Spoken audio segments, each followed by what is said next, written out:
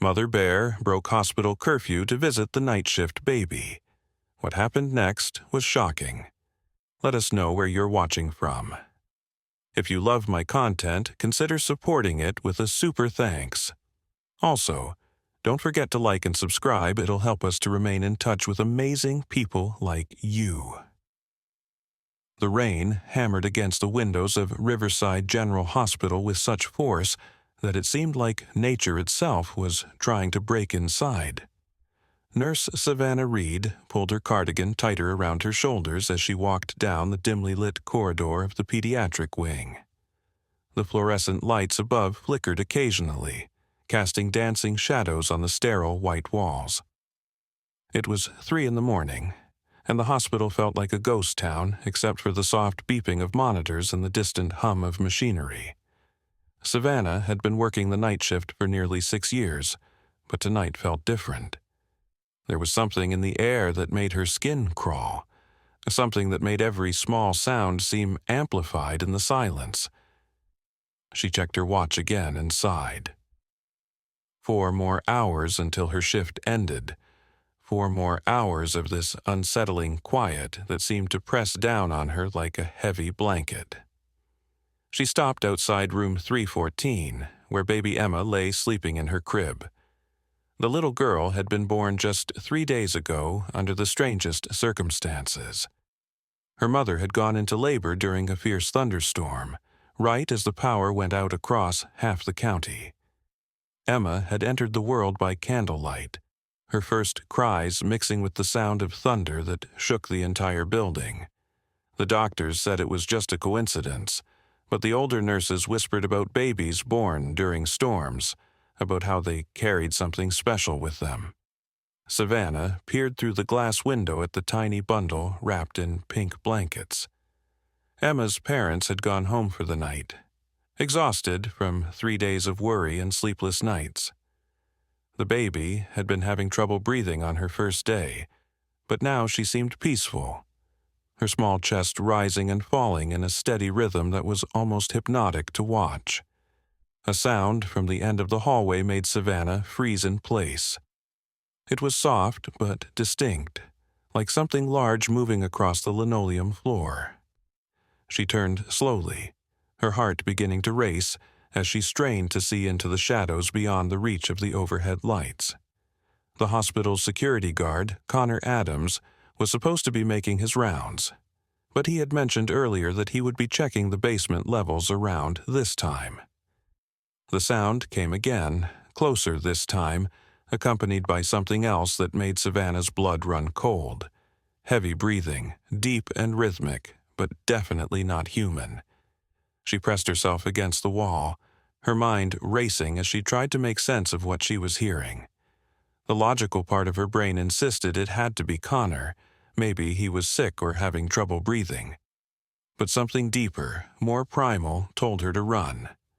As she stood there, paralyzed by fear and confusion, a massive shadow appeared at the far end of the hallway. It moved with surprising grace for something so large, its form barely visible in the dim light. Savannah's mouth fell open as the shape came closer, and she realized with absolute terror that she was looking at a bear. A huge, dark brown bear that had somehow gotten inside the hospital and was now walking purposefully down the pediatric corridor. The bear stopped directly under one of the flickering lights, and Savannah could see her clearly now. She was enormous, easily over 6 feet tall even on all fours, with thick, matted fur that looked wet from the rain. But what struck Savannah most was the bear's eyes. They weren't wild or aggressive like she would have expected. Instead, they held an intelligence, almost a sadness that seemed impossible for a wild animal. The bear's head turned slowly, scanning the hallway until her gaze fell on room 314, where baby Emma lay sleeping. Something changed in the animal's expression, a softening that made Savannah's fear transform into something else entirely. Wonder, maybe, or disbelief.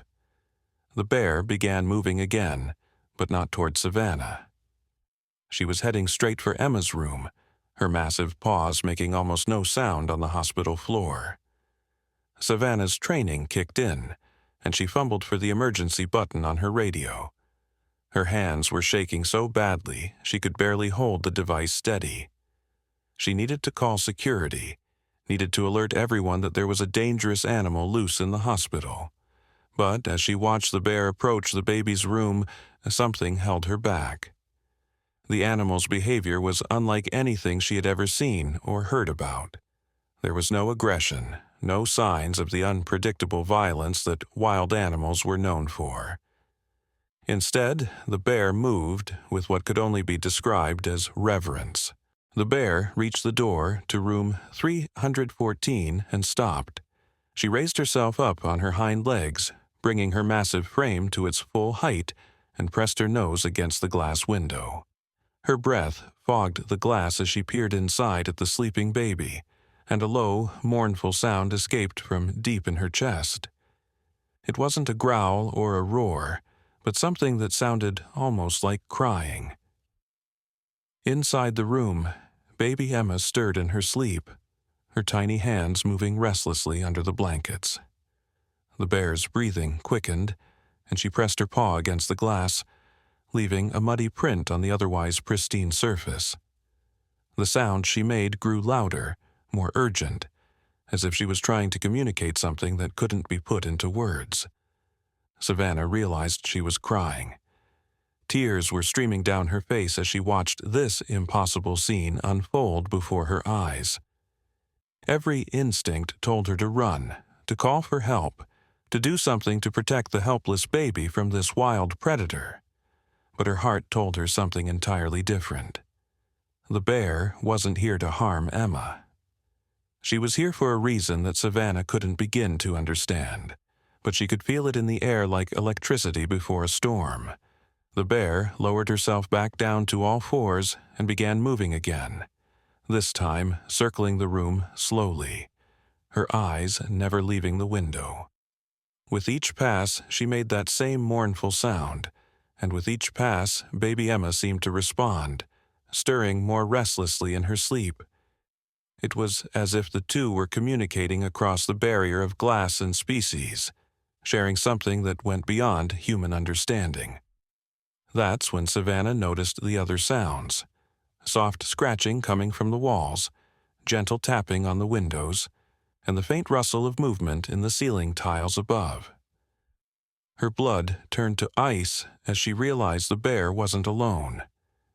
There were other animals in the hospital moving through the walls and vents, all of them drawn to this place for the same mysterious reason. A small gray squirrel emerged from an air vent near the ceiling, its tiny claws clicking against the metal grate as it dropped to the floor. Instead of running away in panic like any normal wild animal would do in such a strange environment, the squirrel sat perfectly still and stared at baby Emma's room. Its dark eyes held the same strange intelligence that Savannah had seen in the bear's gaze, the same inexplicable sadness that seemed to pull at something deep in her chest. More animals began to appear from impossible places. A family of raccoons squeezed through a gap in the wall tiles, their masked faces turning toward the baby's room the moment they emerged. 2 red foxes slipped out from under a supply cart, moving with the same purposeful grace as the bear. Even a great horned owl somehow found its way through an open window at the end of the hall, landing silently on a wheelchair and folding its wings with quiet dignity. Savannah pressed her back against the wall, her mind reeling as she tried to process what she was seeing. This wasn't possible. Wild animals didn't behave like this. They didn't coordinate, didn't show up in groups, and they certainly didn't break into hospitals to stare at human babies. Yet here they were, at least a dozen different species, all focused on room 314, with an intensity that made her skin break out in goosebumps. The bear seemed to be their leader, or at least the one they looked to for guidance. She had positioned herself directly in front of Emma's door, her massive body creating a protective barrier between the baby and the other animals. But protection from what? The other creatures showed no signs of aggression. If anything, they seemed to be paying their respects, like mourners at a funeral, or pilgrims at a sacred shrine. Savannah's radio crackled to life, making her jump so violently that she nearly dropped the device. Connor's voice came through the static, tinny and distorted, but clearly agitated. "Savannah, are you there? I'm getting some weird readings on the security monitors. The motion sensors are going crazy on the 3rd floor, but the cameras aren't picking up anything. You okay up there?" She stared at the radio in her trembling hands, watching as the bear turned her massive head to look directly at her. Those intelligent eyes seemed to be pleading with her, asking her to understand something that couldn't be explained with words. The other animals had gone completely still, as if they were waiting to see what she would do next.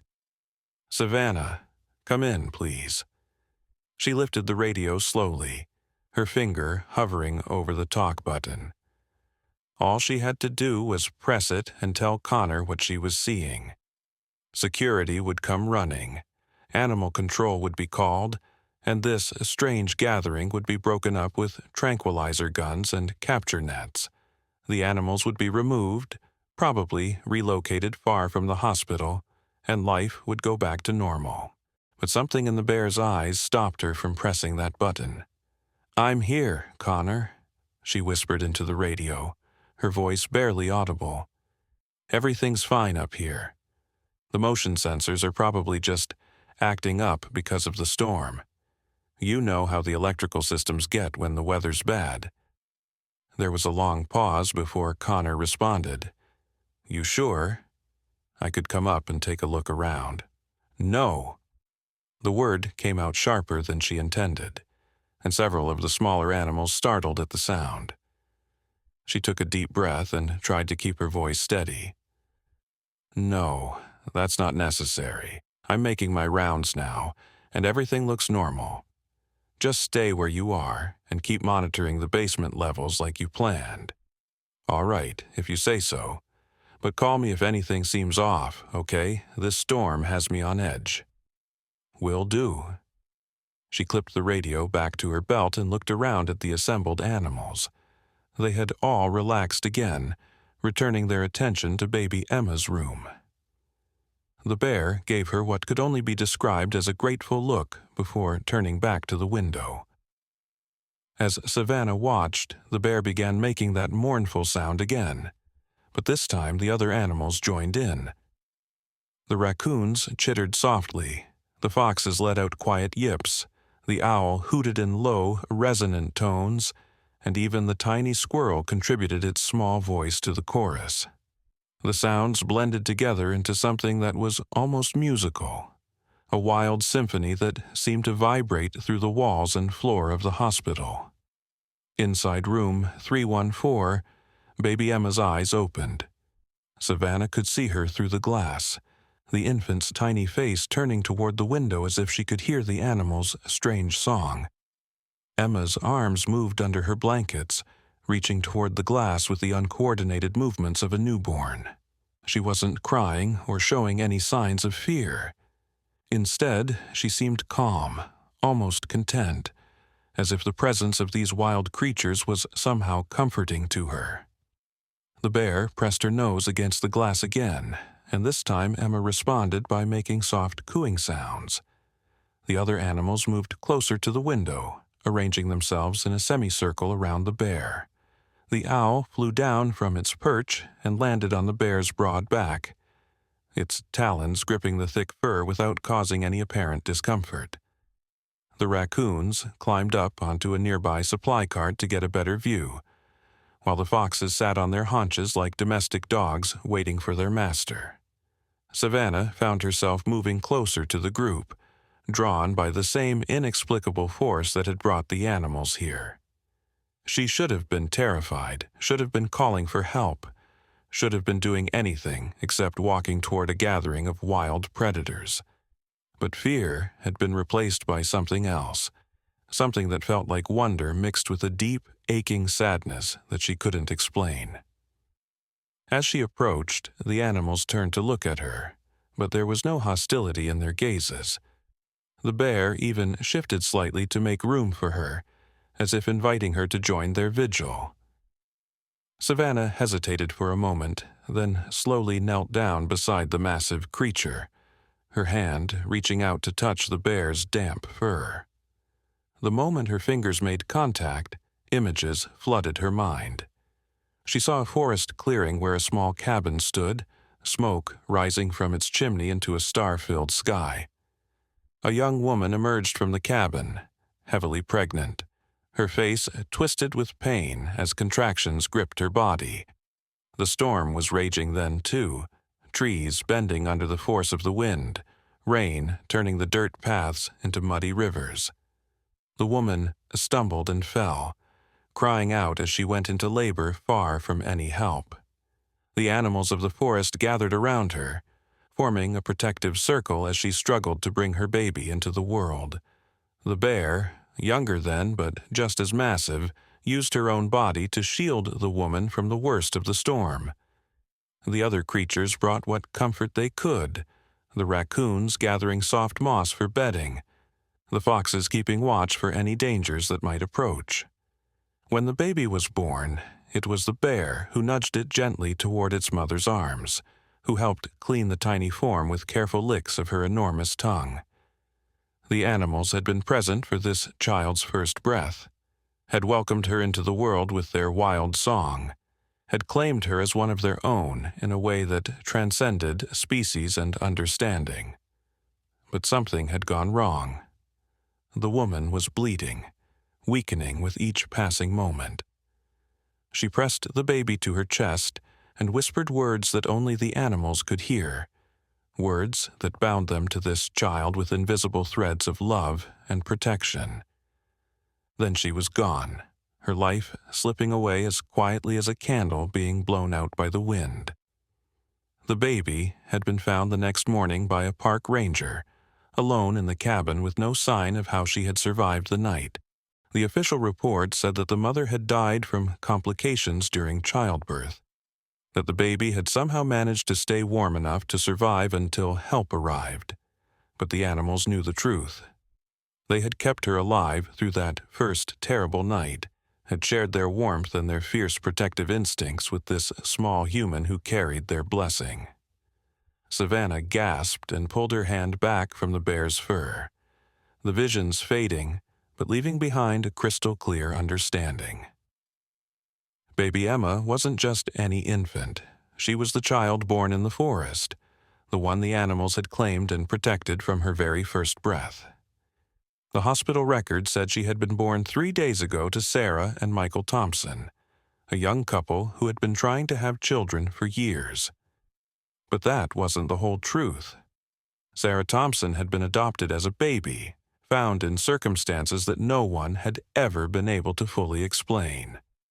The story passed down through the family was that she had been discovered in a remote cabin after her birth mother died in childbirth during a terrible storm. Sarah had grown up with an unusual affinity for animals, able to calm even the most aggressive dogs, and somehow attracting wild creatures wherever she went. People said she had a gift, but they didn't understand what it really was. Now that gift had been passed down to her daughter, and the animals had come to honor that bond. They were here to welcome Emma into the world properly, to let her know that she carried something special inside her, something that connected her to the wild places and the creatures that lived there. The bear looked at Savannah with those intelligent eyes, and she knew that the animal understood she had seen the truth. The other creatures began to stir, preparing to leave now that their vigil was complete. They had done what they came to do, had paid their respects to the newest member of their extended family. But as they started to move away from the window, alarms began blaring throughout the hospital. Red lights flashed in the corridors, and the sound of running footsteps echoed from the stairwells. Someone had spotted the animals on the security cameras, or maybe Connor had decided to check on the 3rd floor despite her assurances that everything was fine. The bear's head snapped up, her ears swiveling toward the sound of approaching humans. The other animals scattered immediately, disappearing into vents and shadows with the speed and grace of creatures born to hide from predators. But the bear hesitated, looking back at baby Emma's room one more time, her expression filled with longing and regret. "Go," Savannah whispered urgently. "You have to go now, before they find you here." The bear turned to her, and did something that would haunt Savannah's dreams for the rest of her life. She reached out with one massive paw and gently touched Savannah's cheek, her claws carefully sheathed so as not to cause harm. The gesture was so human, so filled with gratitude and sadness, that Savannah burst into tears. Then the bear was gone, lumbering down the hallway toward the stairwell with surprising speed. Savannah could hear shouts from below, the slam of doors, and the static of radios as the security team tried to coordinate their response. She wiped her eyes and tried to compose herself, knowing that she would have to explain what had happened, even though no one would believe the truth. Inside room 314, baby Emma had fallen back asleep, a peaceful smile on her tiny face. On the window glass, clearly visible in the fluorescent light, was the muddy print of a bear's paw, pressed against the surface like a blessing or a promise. Savannah stared at it for a long moment, then pulled a tissue from her pocket and carefully cleaned the glass, erasing the last physical evidence of what she had witnessed. But she would never erase the memory, would never forget the night when the wild came calling for one of their own, when the barriers between human and animal dissolved in the face of something larger and more mysterious than either species could fully understand. And somewhere deep in her heart, she knew this wouldn't be the last time the animals came to check on Emma Thompson. Heavy footsteps thundered up the stairwell, and Savannah could hear Connor's voice shouting orders to someone else. She realized with a sinking heart that he hadn't come alone. The night security supervisor, Marcus Webb, must have been called in, along with probably half the skeleton crew that worked the graveyard shift. Her lie about everything being normal had bought the animals precious time to escape, but now she would have to face the consequences of her deception. Connor burst through the stairwell door first, his flashlight sweeping across the hallway in wide arcs. He was breathing hard, his usually neat uniform disheveled, and his face flushed with exertion and adrenaline. Behind him came Marcus, a heavy-set man in his 50s who had worked hospital security for over 20 years and had seen just about everything. 2 maintenance workers followed, both carrying emergency equipment and looking confused about why they had been dragged into what appeared to be a security situation. "Savannah!" Connor called out when he spotted her standing near Emma's room. "Thank God you're okay. We've been tracking massive heat signatures all over this floor. Did you see anything? Hear anything unusual?" She looked at his concerned face and felt a stab of guilt for lying to him. Connor was a good man, barely 25 years old, and working his way through college by pulling these night shifts. He had always been kind to her, always made sure she felt safe during the long, lonely hours when the hospital felt more like a tomb than a place of healing. But she couldn't tell him the truth. Not about what she had seen, not about the vision that had revealed Emma's incredible secret. "I heard some strange sounds," she said carefully, choosing her words like she was walking through a minefield. "But I thought it was just the storm playing tricks with the building. You know how the wind can make weird noises when it hits the vents and windows just right." Marcus stepped forward, his small eyes scanning the hallway with professional suspicion. "These weren't wind noises, miss. Our thermal cameras picked up at least 15 distinct heat signatures moving through this corridor. Large ones, too big to be rats or cats that might have wandered in from the parking lot. We're talking about something the size of dogs, maybe bigger." Savannah's heart pounded as she watched Marcus examine the floor where the animals had been gathered just minutes before. The linoleum had been mopped recently, but she could see faint traces of mud and what looked like animal hair near the baseboards. If Marcus noticed those clues, her entire story would fall apart. Could have been people, she suggested weakly. Maybe someone broke in looking for drugs from the pharmacy. That would explain the large heat signatures. People don't move through air vents, Connor said, holding up his tablet to show her the security feed. Look at this. The thermal readings show whatever these things were, they were accessing spaces that humans couldn't possibly fit through. Some of them were moving through the walls themselves, like they knew the building's layout better than we do.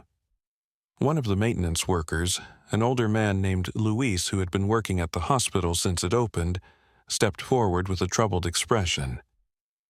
You know, we've been having problems with the air filtration system on this floor for the past week.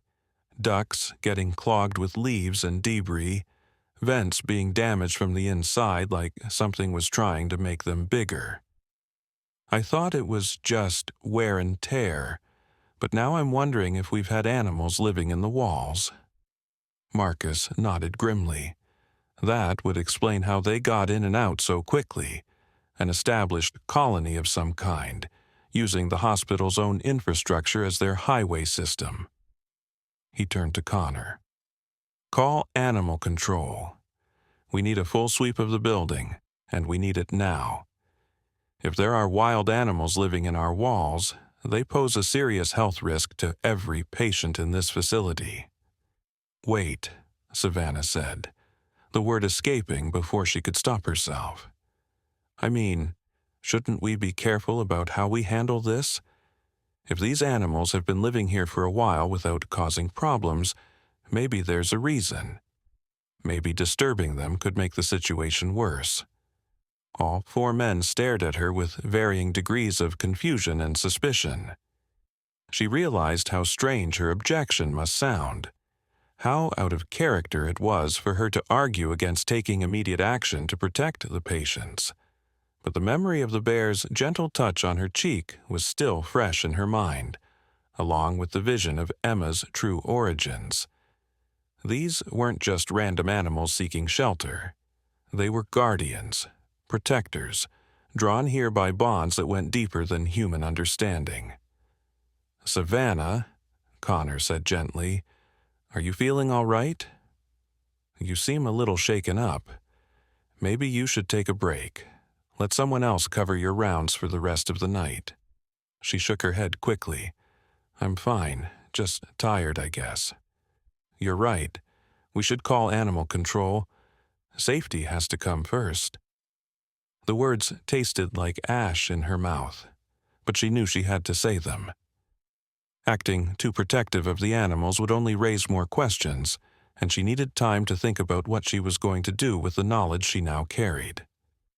Marcus was already on his radio, requesting an emergency animal control team. As he spoke, Luis walked over to examine the air vent where Savannah had first seen the squirrel emerge. He stood on his tiptoes and shined his flashlight into the opening, then let out a low whistle. This vent's been modified, he announced. Someone or something has been working on it from the inside. The screws have been loosened systematically, and there are scratch marks all around the edges. But here's the weird part. It's been done carefully, almost like whoever did it was trying not to cause permanent damage. Connor frowned and walked over to examine the vent for himself. That doesn't make sense. Animals don't modify infrastructure.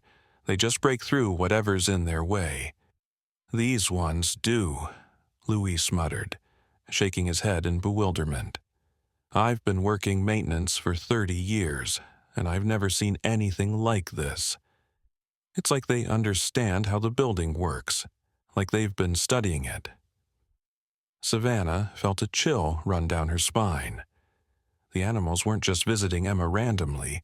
They had been preparing for this night, learning the hospital's layout, creating pathways that would allow them to reach her safely. The bear and her companions had been planning this gathering for weeks, maybe months, waiting for the right moment to welcome the newest member of their extended family.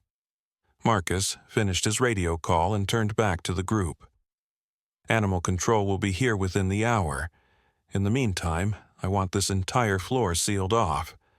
No one goes in or out without authorization. Connor, you and Luis start checking every room for signs of animal activity. Look for droppings, scratch marks, anything that might tell us how long they've been here and what we're dealing with. What about the patients? Savannah asked, thinking of little Emma sleeping peacefully in room 314. We can't just abandon them. We're not abandoning anyone, Marcus replied. You'll continue your regular rounds, but with an escort. I'll be staying on this floor until the animal control team arrives and gives us the all clear. He looked around the hallway with suspicious eyes.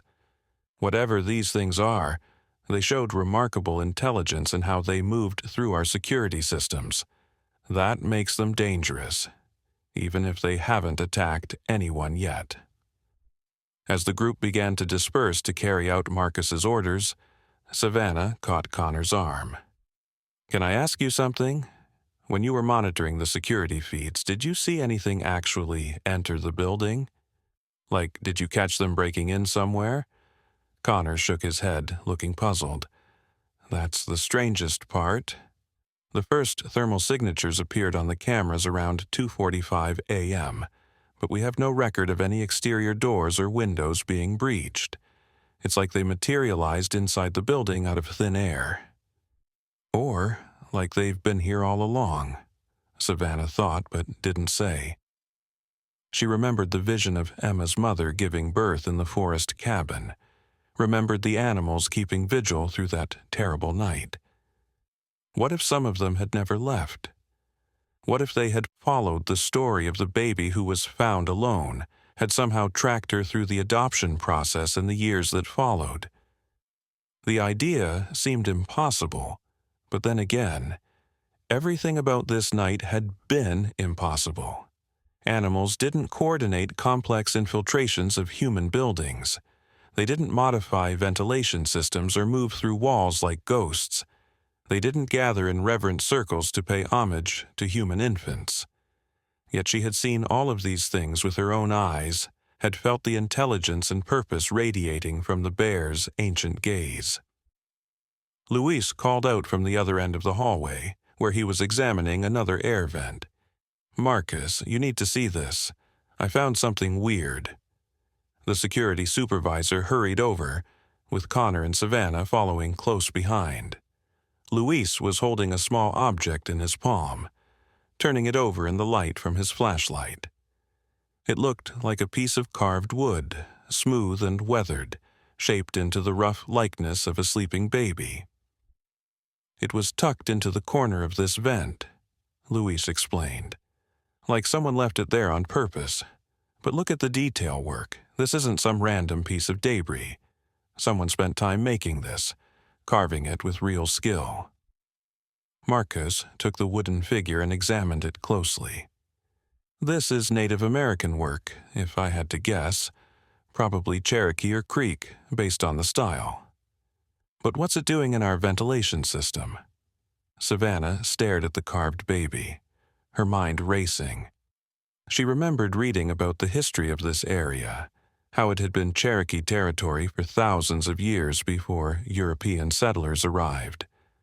The forest where Emma's mother had given birth was part of an ancient network of hunting grounds and sacred sites, places where the boundary between the human world and the spirit world was said to be thin. What if the animals weren't just responding to Emma's inherited gift? What if they were acting on behalf of something larger, older, more mysterious than any of them could understand? The wooden carving suggested that human hands had been involved in tonight's events. But whose hands? And why? I think we should examine all the vents, Connor suggested. If there's one carving, there might be more. Maybe they'll give us some clue about who's been modifying our building. As the men spread out to continue their investigation, Savannah found herself drawn back to Emma's room. She peered through the window at the sleeping baby, noting how peaceful she looked despite all the commotion in the hallway. Emma's tiny fist was curled near her cheek, and her breathing was deep and regular. She looked like any other newborn, completely innocent and vulnerable. But Savannah knew better now. This child carried a legacy that stretched back generations, a connection to the wild places that civilized people had forgotten existed.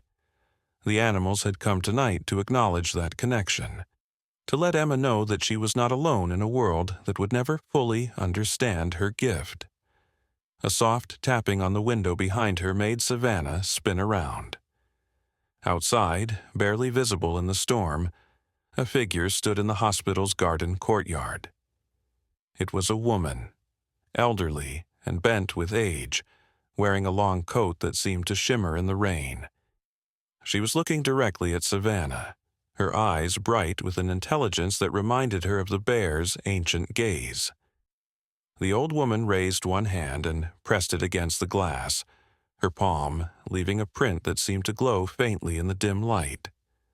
Then she smiled, an expression full of sadness and joy and secrets that had been kept for far too long. Before Savannah could react, could call out, or even move, the woman turned and walked away, disappearing into the storm as if she had never been there at all. Savannah pressed her own hand against the window where the woman's palm print was already fading. The glass was cold against her skin, but she could swear she felt something else, a warmth that seemed to come from somewhere beyond the physical world.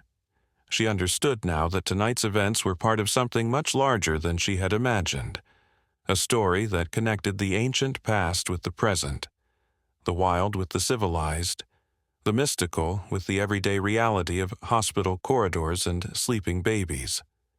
Behind her, she could hear Marcus on his radio again, this time calling for additional security personnel and requesting that the hospital administrator be contacted despite the early hour. The investigation was expanding, becoming more serious, and soon there would be too many people involved for the truth to remain hidden. But for now, in this quiet moment before the storm of questions and official procedures descended, Savannah stood guard over little Emma Thompson, the child who carried the blessing of the wild in her blood, the newest link in a chain of mystery that stretched back through generations to a time when the world was younger and the barriers between species were not so rigid.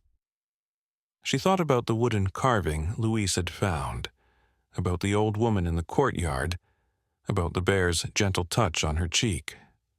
All of these things were connected, pieces of a puzzle that she was only beginning to understand.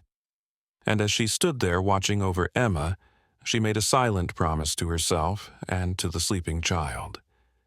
She would protect this secret, would guard it as fiercely as the bear had guarded the baby's mother on that stormy night so many years ago. Because some things were more important than rules and regulations, more sacred than the sterile safety of hospital protocols. Some things belonged to the wild heart of the world, to the ancient connections that bound all living creatures together in ways that science could never fully explain. And baby Emma Thompson, with her innocent smile and her incredible heritage, was one of those sacred things. The sound of voices in the stairwell broke Savannah from her contemplation. She could hear Marcus talking to someone new, a woman's voice that carried the authority of someone used to being in charge. Dr. Patricia Winters, the chief administrator of Riverside General, had arrived despite the ungodly hour. Savannah's stomach dropped as she realized how serious the situation had become. Dr. Winters was not known for her patience with disruptions to hospital operations, and she definitely wouldn't appreciate waking up at 4 a.m. to deal with what most people would see as a simple animal control issue. The stairwell door opened, and Dr. Winters emerged, followed by Marcus, and two people Savannah didn't recognize. The first was a tall, lean man in his 40s, wearing a khaki uniform with patches indicating he was from the State Wildlife Management Division. The second was a woman about Savannah's age, but where Savannah wore simple scrubs, this woman was dressed in expensive outdoor gear that looked like it had never seen actual wilderness use. Dr. Winters spotted Savannah immediately and strode over with purposeful steps. She was a small woman in her 60s, but her presence filled the hallway like a thunderstorm. Her gray hair was pulled back in a severe bun, and her dark eyes held the kind of intensity that made even veteran doctors nervous during staff meetings. "Nurse Reed," Dr. Winters said curtly, "I understand you were the only hospital employee on this floor when these animals allegedly appeared. I need to know exactly what you saw, exactly what you heard, and exactly why you didn't immediately report a potential security breach to the proper authorities." The words hit Savannah like physical blows. She had known this moment would come, had tried to prepare herself for the questions and the suspicion, but facing Dr. Winters' steely gaze made her feel like a child caught in a lie. Which, she realized with growing dread, was exactly what she was. "I heard some sounds," she began, sticking to the same story she had told Connor and Marcus. "But they were faint, and with the storm outside, I thought it was just the building settling, or maybe the wind in the vents. I didn't see any animals directly." The woman in the expensive outdoor gear stepped forward, extending her hand with a smile that didn't reach her eyes. "I'm Dr. Jennifer Clark from the university's Animal Behavior Department. I specialize in urban wildlife interactions. When the hospital called for assistance, they contacted our department because of some unusual aspects to this situation." Savannah shook the offered hand, noting that Dr. Clark's grip was firm, and her fingers were soft, confirming her suspicion that this was someone who studied animals from the comfort of an office rather than in the field. "What kind of unusual aspects?" "Well, according to the thermal imaging data, these animals displayed coordinated group behavior that's extremely rare in mixed species gatherings. They also demonstrated what appears to be advanced problem-solving skills in how they navigated the building's infrastructure." Dr. Clark pulled out a tablet and showed Savannah a series of thermal images. "Look at these patterns. The animals moved through your hospital like they had blueprints, avoiding security cameras and taking the most efficient routes to reach this specific floor." The wildlife management officer, who introduced himself as Agent Tom Rodriguez, nodded grimly. "In my 15 years of experience, I've never seen anything like this. Wild animals don't coordinate across species lines except in extremely rare circumstances. And they certainly don't modify human structures to suit their needs. This suggests either extensive prior exposure to human environments or—" He paused, seeming reluctant to continue. "Or what?" Dr. Winters demanded. "Or some form of outside guidance," Agent Rodriguez finished. "Someone with extensive knowledge of both animal behavior and building layouts might have trained these animals or somehow guided their movements." Savannah felt the blood drain from her face. They were suggesting that a person had orchestrated tonight's events, had somehow convinced wild animals to infiltrate the hospital for unknown purposes. The implication was clear. They suspected her of being involved, of lying about what she had witnessed. Dr. Winters' eyes narrowed as she studied Savannah's reaction. "Nurse Reed, how long have you worked at this hospital?" 6 years, Savannah replied, her voice barely above a whisper. "And in those 6 years, have you ever noticed any unusual animal activity in or around the building?" The question was a trap, and Savannah knew it. If she said no, they would wonder why tonight was different. If she said yes, they would want details that could lead them closer to the truth about Emma and her connection to the wild creatures. "Sometimes," she said carefully. "I mean, we're located near the forest, so you see deer in the parking lot occasionally, or raccoons getting into the dumpsters. But nothing like what apparently happened tonight." Agent Rodriguez was studying something on his own tablet, frowning as he scrolled through data. "According to the records we pulled, This hospital has had an unusually low number of animal-related incidents compared to other medical facilities in similar locations. Most hospitals near wooded areas report regular problems with raccoons, possums, and even the occasional bear getting into their garbage facilities. But Riverside General has had almost no such incidents in the past 5 years. Dr. Clark looked up from her own tablet with interest. That's actually quite significant from a behavioral standpoint. It suggests the local animal population has been actively avoiding this location, which makes tonight's coordinated intrusion even more remarkable. Unless, Dr. Winters said slowly, they haven't been avoiding it at all. Unless they've been here all along, living in our walls and vents, and tonight was simply the first time they made their presence known.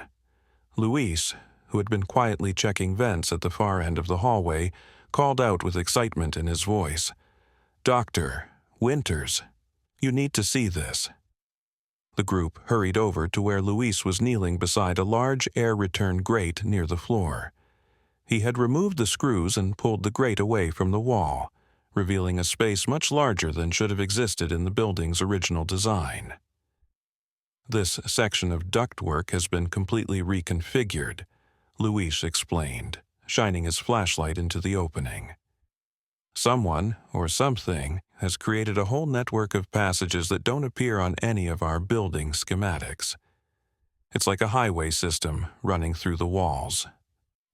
Agent Rodriguez knelt down and peered into the opening, his expression growing more troubled by the second. "This isn't random animal damage. This is engineering. Systematic modification designed to allow large creatures to move through spaces that should be impossible for them to access." Dr. Clark was practically vibrating with excitement. "This is unprecedented.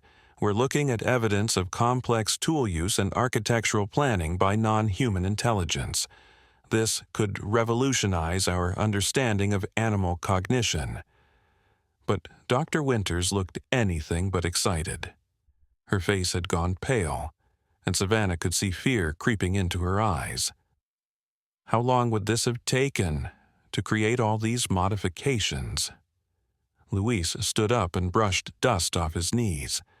"Based on what I'm seeing, I'd say months, maybe years. This wasn't done overnight. Whoever or whatever did this has been working on it systematically, probably during off hours when the building was less occupied." "Which means," Dr. Winters said slowly, "that we've had unknown entities living in our hospital for an extended period, with access to every floor, every room, every patient area. The liability implications alone could shut us down." Agent Rodriguez was taking pictures of the modified ductwork when his radio crackled to life. A voice from his dispatch center filled the hallway. "Agent Rodriguez, we're getting reports of unusual animal behavior across the entire county. Multiple sightings of predator species moving together in groups, all heading in the direction of your current location. Local police are requesting guidance on how to handle the situation." The color drained from everyone's faces as the implications of this news sank in. Tonight's gathering at the hospital hadn't been an isolated incident. Animals throughout the region were responding to the same call, the same mysterious summons that had brought the bear and her companions to Emma's bedside. "How many animals are we talking about?" Agent Rodriguez asked into his radio. "Preliminary reports suggest hundreds, possibly thousands. We've got wolves, bears, deer, elk, and smaller mammals all moving in coordinated groups. It's like every wild animal in a 50-mile radius has suddenly decided to converge on the same location." Dr. Winters grabbed Marcus by the arm. "I want this hospital in immediate lockdown. No one in or out except emergency personnel. And I want every patient moved away from exterior rooms until this situation is resolved." "Wait," Savannah said, the word escaping before she could stop herself. "You can't move Emma. She's too fragile. The stress of being relocated could be dangerous for her." Dr. Winters turned to stare at her with suspicious eyes. How do you know we were planning to move room 314's patient? I didn't mention any specific rooms. Savannah realized her mistake too late. In her concern for Emma, she had revealed knowledge she shouldn't have possessed, had shown a level of investment in the baby's welfare that went beyond normal nursing duties. The silence in the hallway stretched on uncomfortably as 5 pairs of eyes focused on her with varying degrees of suspicion and concern. I just assumed, she said weakly. Room 314 is right where all the animal activity was concentrated. It would make sense to move the patient from that room first. But Dr. Winters wasn't buying it. She walked over to Emma's door and peered through the window at the sleeping baby, then turned back to Savannah with eyes that seemed to see straight through her carefully constructed lies. Nurse Reed, I think it's time you told us what really happened here tonight. And this time, I want the truth. Before Savannah could respond, the lights in the hallway flickered and went out. Emergency lighting kicked in a moment later, bathing everything in a dim red glow that made the familiar corridor look like something from a nightmare. In the distance, they could hear the sound of the hospital's backup generators humming to life. Connor's voice came over Marcus's radio, filled with barely controlled panic. Marcus, we've got a problem. The main power grid is down, and it's not storm-related. Something has systematically damaged the electrical infrastructure around the building's perimeter. We're running on backup power only. Agent Rodriguez was already on his own radio, calling for additional support. This is Rodriguez at Riverside General. We need immediate assistance from all available units. We're dealing with what appears to be a coordinated attack on critical infrastructure by unknown parties using trained animals. But Savannah knew better. This wasn't an attack. It was a gathering, a celebration, a welcoming ceremony for the newest member of an ancient family. The animals weren't here to cause harm. They were here to honor Emma, to let her know that she would never be alone in a world that would struggle to understand her gift. As if summoned by her thoughts, a new sound began to echo through the darkened hallway. It started as a low rumble, almost below the threshold of human hearing, but it gradually grew louder and more complex. Other voices joined in, creating a chorus that seemed to come from everywhere at once. The song was hauntingly beautiful, wild and primal, yet somehow familiar, like a lullaby half-remembered from childhood dreams. Through the windows at the end of the hallway, Savannah could see lights moving in the forest. Not electric lights, but something softer, more organic, like fireflies or will-o'-the-wisps dancing between the trees. The lights seemed to pulse in rhythm with the mysterious song, creating a symphony of sight and sound that filled the hospital with ancient magic. Emma stirred in her crib, her tiny hands reaching toward the window as if she could hear and see things that were invisible to adult senses. Her eyes opened, bright and alert despite her young age, and she began to make soft cooing sounds that seemed to harmonize perfectly with the wild chorus outside. "My God," Dr. Clark whispered, staring out at the lights in the forest. "It's like they're communicating with something inside the building." And Savannah knew with absolute certainty that they were. The animals had come to welcome Emma home, to sing her the lullabies her mother had never lived to share, to let her know that she carried the blessing of the wild in her blood. This was bigger than any of them had imagined, older and more sacred than hospital regulations or animal control protocols. The real question was what she was going to do about it, and how far she was willing to go to protect a secret that could change everything people thought they knew about the relationship between the human world and the wild. The wild chorus grew stronger, and with it came something that made everyone in the hallway freeze in place. Footsteps, but not human ones. The sound of paws and hooves moving through the corridors below, soft but deliberate, like a procession making its way through the sacred ground. Dr. Winters grabbed Marcus's arm so tightly that he winced, her face pale with a fear that went beyond professional concern. "They're inside," she whispered. "Dear God, they're already inside." Agent Rodriguez was speaking rapidly into his radio, trying to coordinate with local law enforcement and additional wildlife management teams. But his voice carried an edge of panic that suggested even his training hadn't prepared him for a situation like this. "I need immediate backup at Riverside General Hospital. We have multiple large predators that have somehow gained access to the building. Repeat, we have dangerous wildlife loose inside a functioning medical facility." Dr. Clark, meanwhile, seemed torn between scientific excitement and growing unease. She was recording everything on her tablet, documenting what she clearly believed would be a career-defining discovery. The coordination levels we're witnessing are unprecedented in animal behavior research. This could rewrite everything we know about interspecies communication and collective intelligence in wild populations. But Savannah barely heard their words. Her attention was focused entirely on Emma, who had become increasingly active in her crib.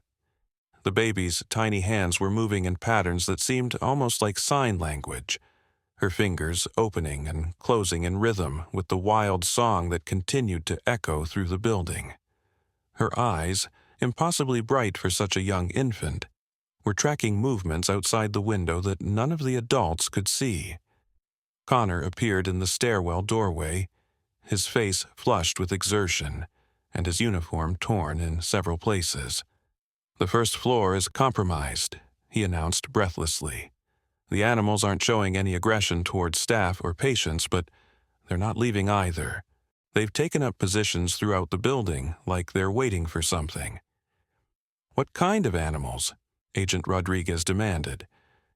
"Everything," Connor replied, shaking his head in disbelief. "I saw a pack of wolves lying down in the main lobby like they were guard dogs. There are deer standing in the hallways, completely calm, just watching. Ravens perched on the reception desk, owls in the waiting areas, and at least 3 more bears that I could count." Luis called out from where he was still examining the modified ductwork. "There's more," he said, his voice muffled as he leaned deeper into the opening. "I can hear them moving through the walls. Sounds like dozens of them, maybe hundreds, all throughout the building's infrastructure." The lights flickered again, and this time when the emergency power kicked back in, it was dimmer than before. The backup generators were struggling to maintain power, and Savannah realized that the animals' systematic damage to the electrical grid was more extensive than anyone had initially understood. Dr. Winters was pacing now, her composed professional demeanor cracking under the pressure of a situation that defied all logical explanation. "This is impossible," she muttered. "Animals don't behave this way. They don't coordinate across species, they don't modify buildings, and they certainly don't stage what appears to be a peaceful occupation of a major medical facility. Unless they've been trained," Agent Rodriguez said grimly. "This level of organization suggests human involvement. Someone with extensive knowledge of animal behavior and building systems has been planning this for a long time." Savannah felt her heart sink as she realized where this line of reasoning was leading. They would start investigating hospital employees, looking for someone with the knowledge and access necessary to orchestrate such an elaborate scheme. Her years of night shifts, her deep familiarity with the building's layout, her obvious emotional investment in the situation. It would all point directly to her. But before she could worry about her own predicament, something happened that changed everything. Sarah Thompson, Emma's mother, appeared in the stairwell doorway. She was supposed to be at home resting, recovering from a difficult delivery. But here she was at 4 in the morning, wearing a hospital gown over her street clothes and looking like she had run the entire way from her house. "Where is she?" Sarah demanded, her eyes wild with a fear that seemed to go beyond normal maternal concern. "Where's my baby?" Dr. Winters stepped forward, her professional instincts taking over despite the chaos surrounding them. "Mrs. Thompson, you shouldn't be here. The hospital is under a security lockdown due to an animal control situation. You need to return home immediately." "No," Sarah said firmly, pushing past the doctor toward Emma's room. "I have to see her. I felt something, heard something calling me. Emma needs me here." The moment Sarah reached the window of room 314, several things happened at once. The wild chorus outside grew louder and more complex, as if responding to her presence. The lights in the forest began to pulse more rapidly, creating patterns that seemed almost like a visual language. And Emma, who had been restless but quiet in her crib, suddenly let out a cry that was unlike anything Savannah had ever heard from a newborn. It wasn't a cry of distress or hunger or discomfort. It was a call, clear and strong, that seemed to harmonize perfectly with the wild voices outside. And as Emma cried, every animal sound in the building responded. The chorus became a symphony, with howls and chirps and growls blending together in a celebration that seemed to shake the very foundations of the hospital. Sarah pressed her hands against the window, tears streaming down her face. "She knows," she whispered. "Somehow, she knows what she is." Dr. Clark was frantically trying to record everything, her scientific mind struggling to process what she was witnessing. The acoustic patterns suggest complex communication between the infant and the animal populations. This is beyond anything documented in current literature. But Agent Rodriguez was focused on Sarah's words. "Mrs. Thompson, what do you mean she knows what she is? What exactly do you think your daughter is?" Sarah turned to face the group, and Savannah saw something in her eyes that she recognized from the bear's ancient gaze. Knowledge, sadness, and a connection to something far older than the sterile world of hospitals and medical procedures. "My birth mother told me stories," Sarah said quietly. "Stories that I thought were just folklore until tonight. About children born during storms, in wild places, with the blessing of the forest creatures. About how some people carry a bridge between the human world and the natural world. How they can speak to animals and understand their needs." Dr. Winters stared at her in disbelief. "Mrs. Thompson, you're talking about fairy tales. Your daughter is a perfectly normal human infant." "No," Sarah replied, her voice growing stronger. "She's not normal, neither was I, and neither was my birth mother before me. We're part of something that most people have forgotten. Something that goes back to the beginning of time, when humans and animals lived in harmony instead of fear." The old woman from the courtyard suddenly appeared in the hallway, moving with surprising speed despite her apparent age. She had somehow entered the building without triggering any alarms or being stopped by security, and she moved through the group as if she belonged there. "The child carries the old blood," the woman said, her voice carrying an accent that Savannah couldn't place, but that sounded ancient and musical. 3 generations of women blessed by the forest spirits, each one born in times of great change and upheaval. Agent Rodriguez reached for his weapon, but the old woman simply looked at him with amused eyes. "Your guns cannot harm what was never fully flesh to begin with, young man. I am here as a witness, nothing more." Dr. Clark was staring at the woman with wide eyes. "Who are you? How did you get past the security?" "I am what you might call a keeper of old knowledge," the woman replied. "And I've been waiting 70 years for this night, for the birth of the third guardian in the prophecy." Savannah felt the pieces of the puzzle clicking into place in her mind. The vision she had experienced when touching the bear, the stories about Emma's grandmother being found in the forest, the unusual behavior of the local animal population over the years. It all connected to something much larger than she had imagined. "The animals aren't here randomly," she said aloud, finally understanding. "They're here for a ceremony, a welcoming ritual for someone they've been waiting for." The old woman smiled at her with approval. "The nurse sees clearly. Yes, child. Tonight is the night the forest reclaims one of its own. The barriers between worlds have grown thin, and the ancient contracts must be honored." Connor stepped forward, his young face filled with confusion. "What kind of ancient contracts? What are you people talking about?" The woman gestured toward the window, where the lights in the forest had arranged themselves into complex patterns that seemed to pulse with their own inner life. "Long ago, when your people first came to this land, agreements were made, promises given and received. Some humans would serve as bridges between the civilized world and the wild places, ensuring that neither would forget the other entirely." Marcus was trying to maintain some semblance of authority in a situation that had clearly spiraled beyond normal security protocols. "This is all very interesting, but we still have a hospital full of dangerous animals and a power grid that's been sabotaged. Whatever mystical ceremony you're talking about, it needs to happen somewhere else." The old woman's expression hardened. "The ceremony happens where it will happen, when it must happen. The child was born here, in this place of healing, and here she will receive the blessing of her true family." As if summoned by her words, the bear that Savannah had encountered earlier appeared at the far end of the hallway. She moved slowly, with dignity, no longer hiding or skulking through shadows.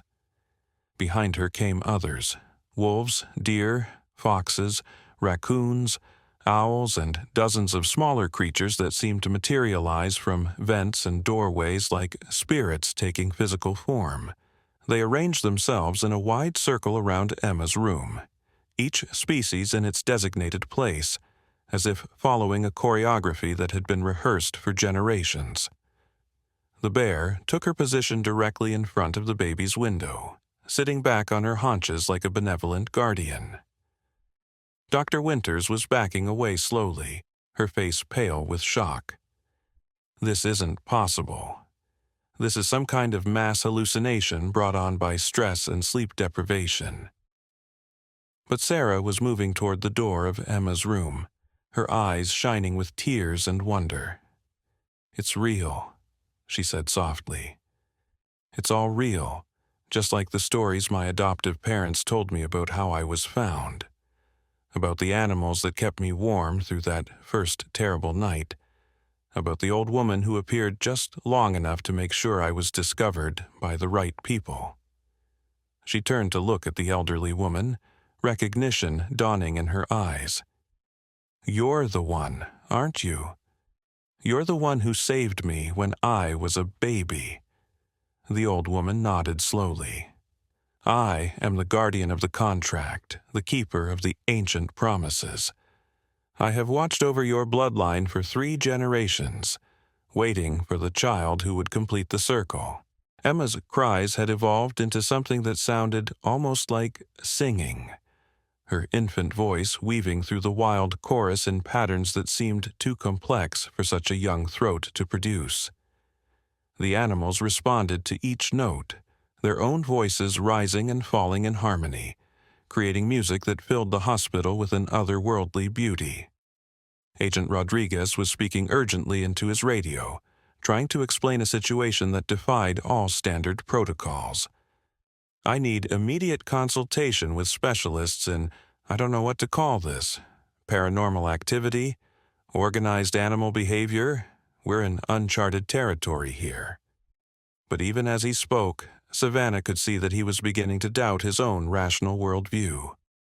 The evidence of his senses was too overwhelming to dismiss, too consistently impossible to explain away as coincidence or mass hysteria. Dr. Clark had given up trying to record everything and was simply standing in amazement, watching as scientific rationality collided with something far older and more mysterious than academic research could encompass. The ceremony was beginning, whether the hospital authorities approved or not. The wild had come to claim one of its own, and no amount of human bureaucracy was going to stop it. Sarah reached for the door handle to Emma's room, but the old woman gently placed a weathered hand on her arm. "Not yet, child. The ceremony must follow the ancient ways. First, the blessing of the elements." As if responding to her words, the hospital's sprinkler system activated. But instead of water, a fine mist began to fall that smelled of pine forests and morning dew. The emergency lighting flickered and changed, becoming warmer, more golden, like sunlight filtering through ancient trees. A gentle breeze moved through the corridors despite the closed windows, carrying the scent of wildflowers and rich earth. Dr. Winters stared at the impossible scene unfolding around them. "The building systems are malfunctioning. This has to be some kind of coordinated technical sabotage." But the old woman shook her head with a knowing smile.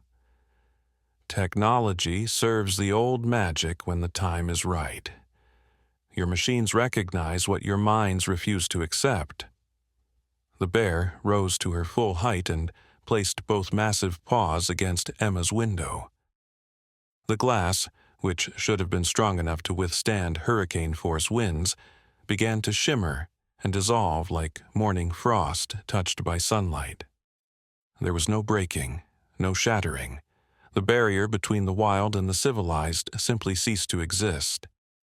Emma's cries transformed into pure music as the forest air touched her skin for the first time since her birth.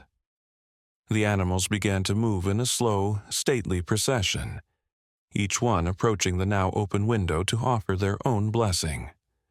The bear was first, breathing gently on the baby's face, her warm breath carrying the essence of wild honey and ancient wisdom. The wolves came next, their leader, a magnificent gray female with silver-touched fur, singing a low, haunting lullaby that seemed to promise protection through all the dark nights to come. The deer stepped forward with delicate grace, their doe leader touching Emma's tiny hand with her soft nose, blessing her with the gifts of gentleness and the ability to find peace in the most chaotic moments. One by one, every creature in the great circle offered their gift to the child. The ravens brought the promise of intelligence and the ability to see truth through deception. The owls gave her wisdom beyond her years and the sight to perceive what others missed. The foxes blessed her with cleverness and adaptability. Even the smallest creatures, the squirrels and rabbits and field mice, had something precious to offer. Sarah watched with tears streaming down her face as her daughter received the blessings that her own mother had died before she could witness. "She'll never be alone," she whispered. "No matter how isolated the world makes her feel, she'll always have family in the wild places." Savannah found herself crying too, understanding now why she had been chosen to witness this night. As a keeper of the healing arts, she was meant to bridge the gap between the medical world and the ancient wisdom, to ensure that Emma's gift would be recognized and protected rather than feared and suppressed. Dr. Clark had stopped trying to document the ceremony and was simply experiencing it, her scientific skepticism dissolving in the face of something too beautiful and profound to be explained by current understanding. "It's real," she breathed. "All of it. The connection, the communication, the intelligence we've been denying for centuries." Agent Rodriguez slowly holstered his weapon, finally accepting that this was no threat to be neutralized, but a sacred event to be honored. "My grandmother used to tell stories like this," he said quietly, "about the old agreements, the treaties between the human world and the animal spirits. I thought they were just legends." The old woman nodded approvingly at his words. "The stories survive because they carry truth. Your grandmother was wise to keep them alive." As the blessing ceremony reached its crescendo, something extraordinary happened. Emma's tiny body began to glow with a soft, golden light that seemed to emanate from within her very cells. The light pulsed in rhythm with her heartbeat, growing brighter with each breath she took. The animals responded by creating a harmony so beautiful that several of the hospital staff who had gathered in the hallway fell to their knees in awe. The light spread from Emma to touch each animal in the circle, connecting them all in a web of golden luminescence that spoke of bonds deeper than blood, older than civilization, more enduring than time itself. For a few perfect moments, the barriers between species disappeared entirely, and everyone present could feel the unity that had once existed between all living things. Dr. Winters found herself moving closer despite her fear, drawn by something that transcended her rational mind. "What is she?" she asked in wonder. "She is hope," the old woman replied. "She is the promise that the ancient ways will not be forgotten, that the bridge between worlds will remain strong. She is what your people once called a daughter of two worlds, fully human, yet blessed with the ability to speak the language of the wild." As the light began to fade, Emma opened her eyes and looked directly at each person in the room. Her gaze was impossibly ancient for such a young child, filled with wisdom and compassion that seemed to encompass everything they had witnessed. When her eyes met Savannah's, the nurse felt a profound sense of purpose settle into her heart. "You will watch over her in the human world," the old woman said, speaking directly to Savannah. "You will ensure that her gift is nurtured rather than feared, that she grows up knowing both sides of her heritage." Savannah nodded solemnly, accepting the responsibility that felt both overwhelming and exactly right. "I understand." The animals began to withdraw slowly, each one pausing at the window for one last look at the child they had blessed. The bear was the last to leave, her ancient eyes holding Emma's gaze for a long moment. Then she pressed her nose to the baby's forehead in a final benediction before turning away. As the creatures disappeared back into the forest, the hospital's systems began to return to normal. The windows reformed, the lighting stabilized, and the sprinkler system shut off.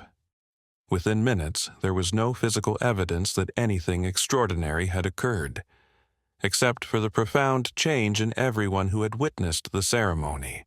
The old woman began to fade as well, becoming translucent in the growing dawn light. "The contract is renewed for another generation," she said with deep satisfaction. "The bridge holds strong." Sarah picked up her daughter, holding her close as Emma settled into peaceful sleep. "Will we see you again?" she asked the disappearing figure. "When the time comes for the next guardian to be born," the old woman replied, her voice already distant. "Until then, trust in the gift, trust in the bond, and remember that love transcends all boundaries, even those between species." As the sun rose over Riverside General Hospital, painting the sky in shades of gold and rose, a profound peace settled over the building. Emma slept in her mother's arms, surrounded by the lingering essence of wild magic. The staff would return to their routines, the administrators would file their reports, and life would appear to go back to normal. But everything had changed. In the heart of a sterile medical facility, the ancient contract between humanity and the wild had been renewed. A child had been blessed with gifts that would allow her to heal not just individual patients, but the growing divide between civilization and nature itself. Savannah looked out at the forest, where the morning light was filtering through the trees like a benediction. Somewhere out there, the animals were returning to their dens and nests, carrying with them the joy of a successful ceremony and the promise of a guardian who would protect both worlds. And in room 314, baby Emma Thompson, daughter of two worlds, bridge between species, keeper of ancient wisdom, slept peacefully, her tiny hand curled around a single bear hair that had been left as a token of eternal protection. The wild had kept its promise. The circle was complete. And hope lived on in the heart of a child who would grow up knowing that she was never truly alone, because family came in all shapes and sizes, walked on 2 legs and 4, and loved without boundaries or conditions. The most beautiful stories, after all, were the ones that reminded people that magic still existed in the world. You just had to